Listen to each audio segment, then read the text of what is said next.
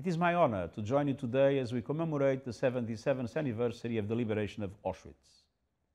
Once again, COVID-19 has forced us apart, but I take comfort in knowing that we are united in solidarity, friendship, and shared purpose. I'm deeply grateful to Rabbi Schneier and all of the other survivors who humble and inspire us with their resilience and their example. We join together, first and foremost, to honor the memory of those who perished, to ensure they are never forgotten, to give them, as it says in the book of Isaiah, a monument and a name. As we remember the loss of so many, we reflect on the loss of so much. 6 million futures stolen away, each a human being, each a universe unto themselves. Entire communities wiped out, an entire world, the world of the shtetl, vanished forever. The magnificent mosaic of Jewish life in Europe destroyed. Dear friends, the very essence of the work of the United Nations for dignity and human rights, for justice and peace, is to give meaning to the pledge of never again. Antisemitism and other forms of religious bigotry are a seismograph. The more they rattle our world, the greater the cracks to the foundation of our common humanity. And today, the cracks are impossible to ignore. Antisemitism, the oldest form of hate and prejudice, is resurgent yet again. Almost every day brings new reports of verbal assaults and physical attacks, of cemeteries desecrated and synagogues vandalized. Just last week, we watched in horror as a rabbi and members of his congregation were held hostage in their synagogue in Texas. Around the world, Jewish boys are warned not to wear the kippah in public for fear of being assaulted. Around the clock, Jewish schools need police stationed outside. And we see many other contemporary manifestations of the centuries-old hatred. We sense it in the startling regularity with which conspiracy theories devolve into heinous anti-Semitic tropes. We see it in the reprehensible way in which protesters against life-saving vaccines demonstrate wearing the yellow star.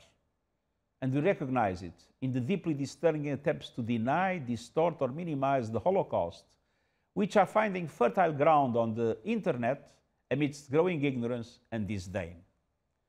In this connection, I welcome new efforts by the General Assembly and others to clearly define and actively combat Holocaust denial. I was alarmed to learn recently that barely half of the adults worldwide have even heard of the Holocaust. The lack of knowledge amongst the younger generations is worse still. Our response to ignorance must be education. Governments everywhere have a responsibility to teach about the horrors of the Holocaust. The United Nations, including through our Holocaust outreach program, is at the forefront of this crucial work. We know that when young people learn about the Holocaust, they can better understand the fragility of shared values and democratic institutions, particularly in times of social and economic upheaval. They can learn to detect eerie echoes of the past in the prejudice, xenophobia, and anti-refugee rhetoric of our own time. And by recognizing how easily hate speech can turn to hate crime, they can understand the dark paths it may lead us down if left unaddressed.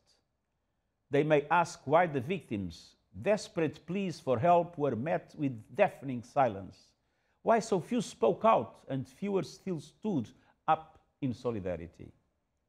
And in asking these questions, they can understand how such silence in the face of hate is complicity.